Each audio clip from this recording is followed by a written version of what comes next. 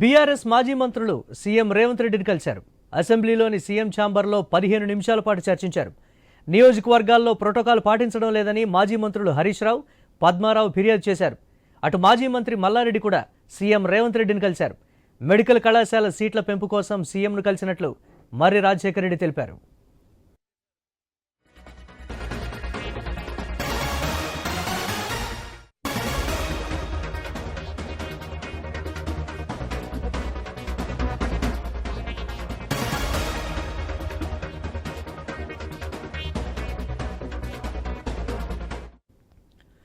BRS మాజీ మంత్రులు CM Revanth రెడ్డిని కలిశారు. అసెంబ్లీలోని సీఎం ఛాంబర్లో 15 నిమిషాల పాటు చర్చించారు. దీనిపై మరిన్ని అప్డేట్స్ మా కరెస్పాండెంట్ స్వామి అందిస్తారు. స్వామి, అసెంబ్లీలో ముఖ్యమంత్రి ఛాంబర్లో బీఆర్ఎస్ పార్టీ సీనియర్ నేత మాజీ మంత్రి హరీష్ రావు, అదేవిధంగా మరో మాజీ మంత్రి పద్మారావు ఇద్దరు కూడా కలిశారు.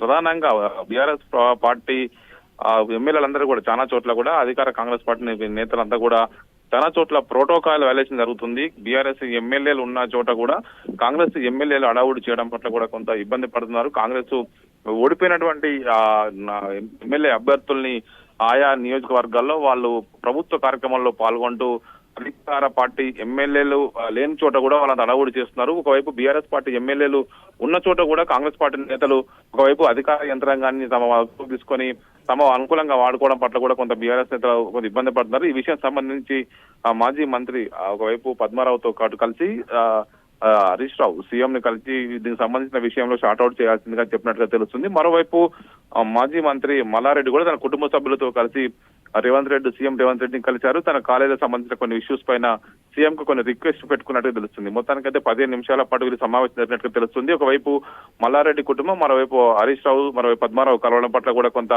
చర్చ జరుగుతుంది. వీరంతా కూడా ప్రధానంగా ఈ ప్రోటోకాల్ ఇష్యూస్ మీదనే సీఎం కు పలు అంశాల మీద గుర్తు చేసినట్టుగా తెలుస్తుంది. ఇటీవల కాలంలో పద్మారావు సికింద్రాబాద్ నియోజకవర్గం పరిధిలో ఓడిపోయినటువంటి కాంగ్రెస్ నుంచి తనపై ఓడిపోయినటువంటి ఆదం సంతోష్ కుమార్ కావచ్చు, మిగతా వాళ్ళంతా కూడా అక్కడ స్థానికంగా అడవుడు చేయడం పట్ల వీళ్ళు కొంత ఇబ్బంది పడుతున్నారు. ఒకవైపు అధికార పార్టీ ఎమ్మెల్యేలు ప్రోటోకాల్స్ పాటించాల్సి ఉన్న చోట కూడా కాంగ్రెస్ పార్టీ ఓడిపోయిన అభ్యర్థులకు వారికి ఆడ ఇన్ఛార్జ్ గా పెట్టి పరోక్షంగా వారి మాటలే యంత్రం వినేలా చేస్తున్నారు అనేది కూడా బీఆర్ఎస్ పార్టీ ఎమ్మెల్యేల ఆరోపణగా ఉంది. దీనికి సంబంధించి కొంత ప్రోటోకాల్ వైలేషన్ లేకుండా చూడాలని చెప్పేసి రిక్వెస్ట్ చేసినట్టుగా తెలుస్తుంది.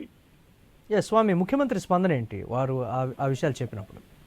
అంటే ప్రధానంగా దీనికి సంబంధించి ఆయా నియోజకవర్గాల్లో దీనికి సంబంధించిన విషయంలో అసెంబ్లీ స్పీకర్ కార్యాలయం నుంచి కూడా ప్రోటోకాల్ ఉల్లంఘన జరిగితే కూడా వైలేషన్ జరిగితే ఎక్కడన్నా కూడా చాలా చోట్ల కూడా అధికార యంత్రాంగం మీద చర్యలు తీసుకునే అవకాశం కనబడుతుంది. కానీ దీనికి సంబంధించి ముఖ్యమంత్రి ఎలాంటి హామీ ఇచ్చినారని ఇంకా విషయం తెలియరాలేదు.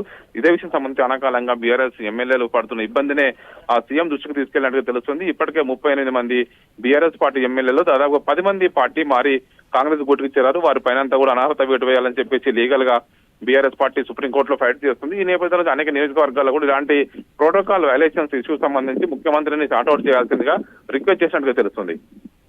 Right, thanks for update Swamy.